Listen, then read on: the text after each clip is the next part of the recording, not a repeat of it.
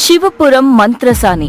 అది సూర్యోదయానికి ఇంకొద్ది గడియలు ఉంది అనగా రక్తబీజ ఒక ఎండిపోయిన చెట్టు మీద తలకిందులుగా వేలాడబడి ఉంది. ఈ రోజు ఎవడికి చావు మూడిందో, ఈ దారిన ఎవడు వాడి మృత్యుగడియలను చేరుకుంటూ వస్తున్నాడో. ఎన్నడూ లేంది ఈ పొగమంచు ఏంటబ్బా? పొగమంచు రావడానికి ఇది చలికాలం కూడా కాదే.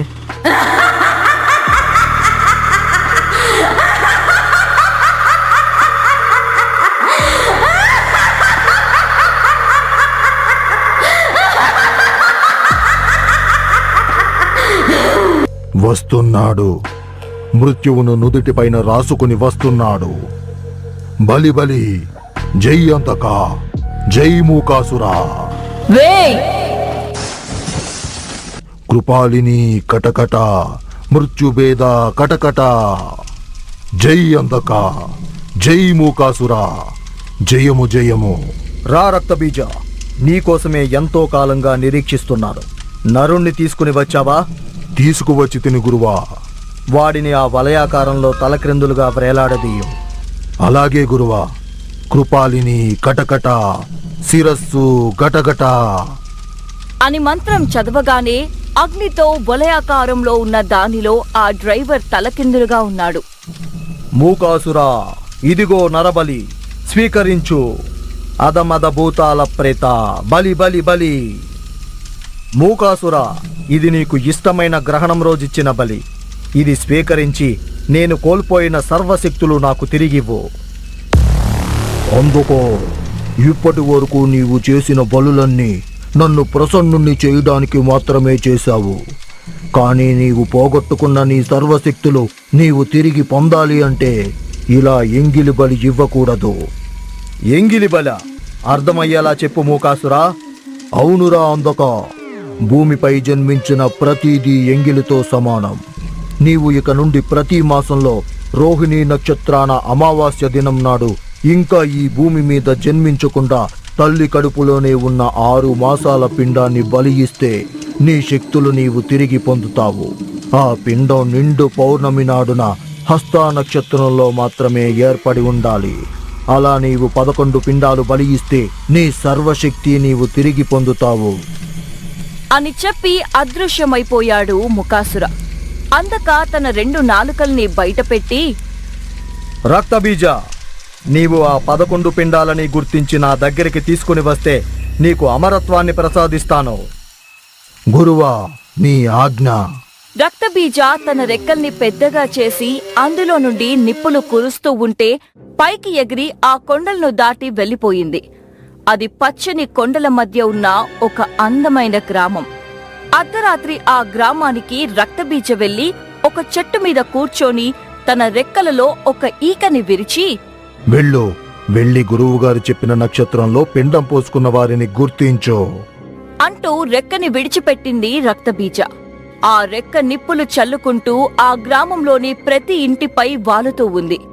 అలా కొన్ని ఇళ్లపై వాలిన తరువాత ఈక ఒక ఇంటి మీద వాలి నిప్పులు కక్కుతూ పేలిపోయింది. ఆ నిప్పులు రక్తబీజ ఆకారంలో వచ్చాయి. అది చూసి తలకిందులుగా వేలాడుతూ ఉన్న రక్తబీజ భయంకరంగా నవ్వుతూ,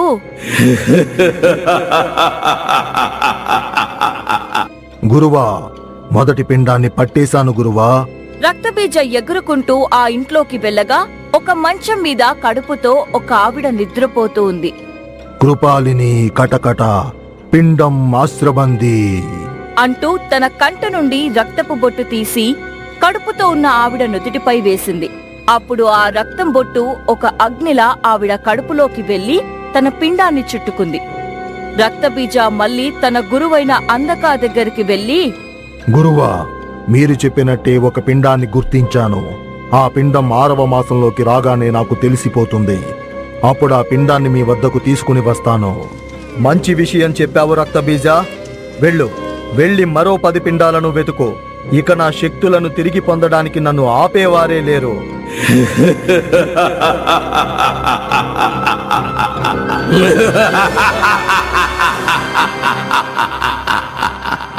వదలండిరా, నాకు చాలా ఆకలిగా ఉంది, నేను వెళ్ళాలి, వదలండిరా, వదలండి అంటూ కట్టేసిన తాళ్లను విప్పుకోవడానికి ప్రయత్నిస్తూ ఉంది.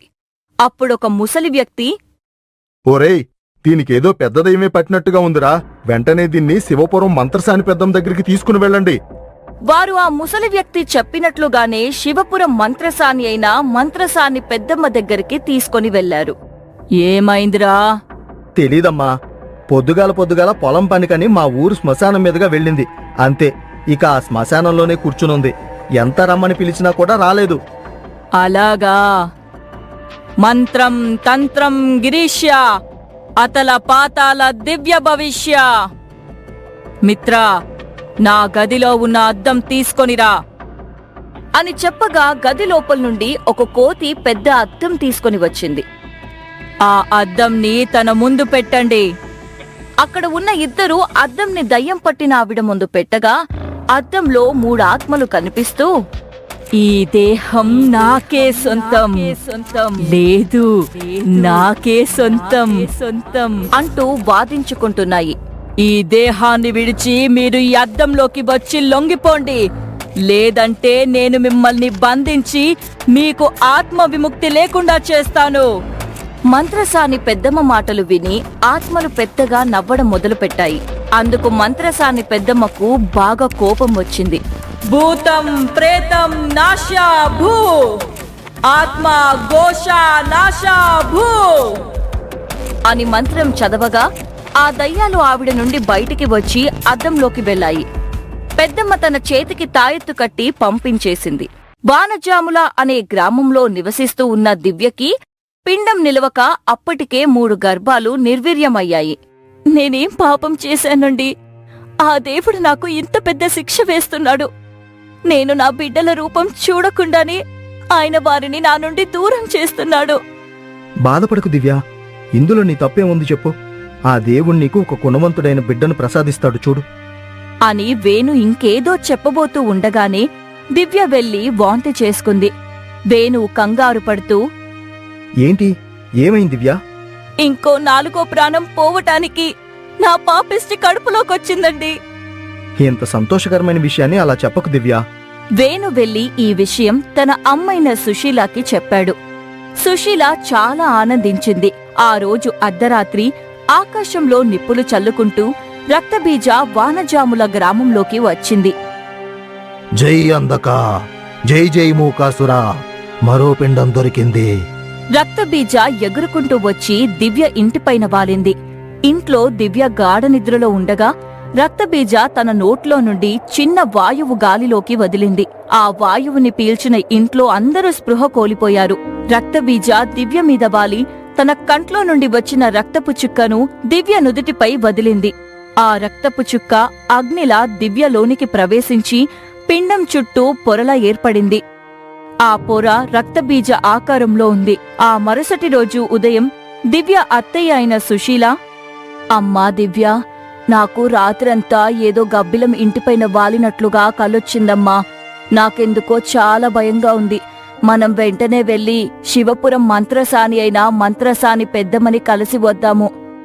అలాగే అత్తయ్య, వెళ్దాం పద. అలా ఆ ఇద్దరూ కలిసి మంత్రసాని పెద్దమ్మ దగ్గరికి బయల్దేరారు.